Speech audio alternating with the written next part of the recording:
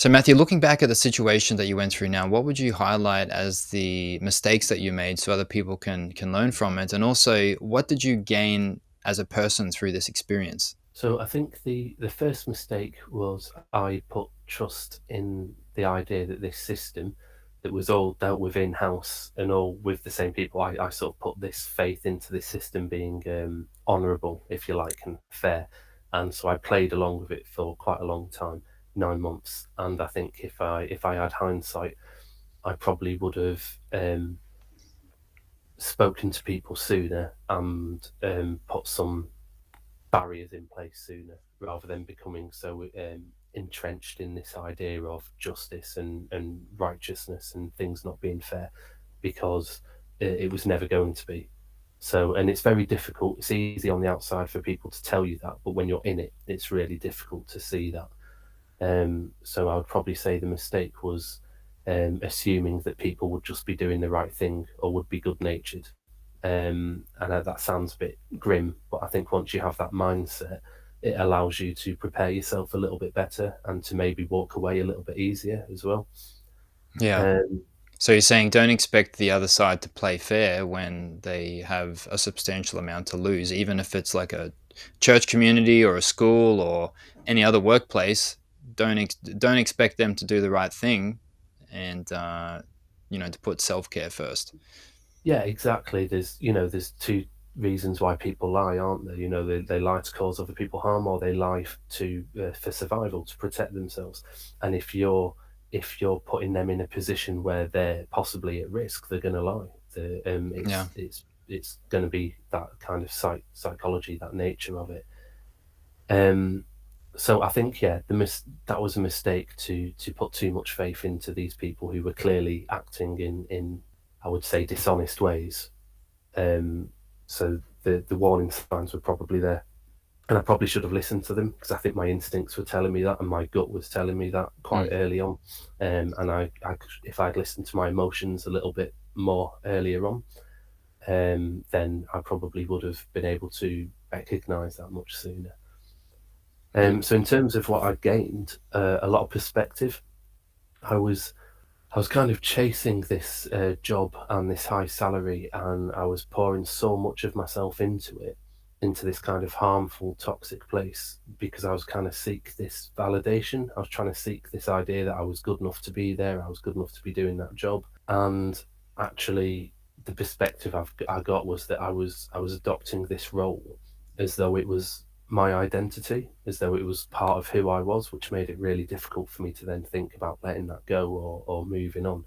And actually, as a person, I'm so much more than just this job. Now, it was just a job that I do, and the things that I was good at, they're transferable to so many different walks of life, so many different areas.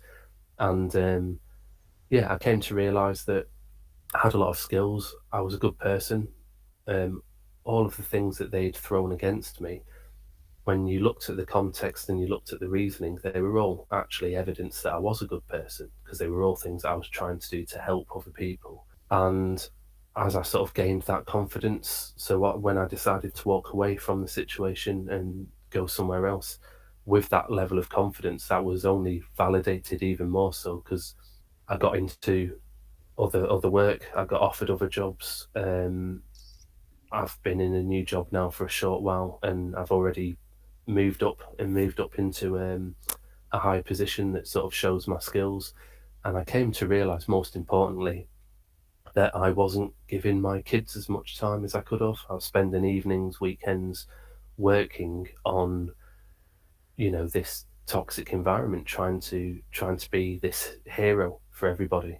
And actually, the people that I wasn't giving all that attention to were my kids, and so this helped give me a new set of perspective about the difference between my job and my vocation and my role as a father. So that was really good, a really kind of positive thing to come out of it all. Wow. So I So made those changes. yeah, and that's really good that you're able to use this unpleasant situation as a recalibrating of your life and your priorities.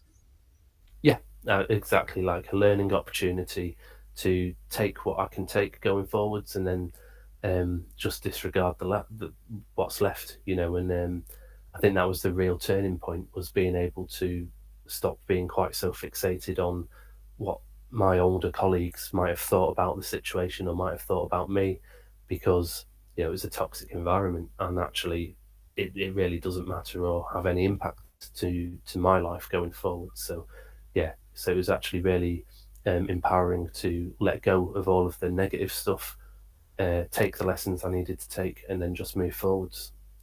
Wow, that's great. And I think it's very hard for anyone going through an unpleasant situation to really see the light and the good in it as they're going through it. But I think if people follow your example and they really do that introspective work and really get in touch with themselves and work with someone that can support them through that, they can really take the good out of the situation and to really go forward in a way where, they'll even come to appreciate this unpleasant experience in the future.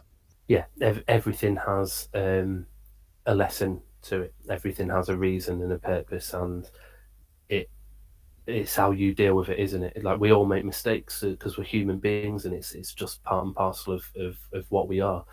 But it's how you deal with that. It's what you decide to take from that and move forwards. And if you decide to use it to make yourself better, then that's never going to be a bad thing.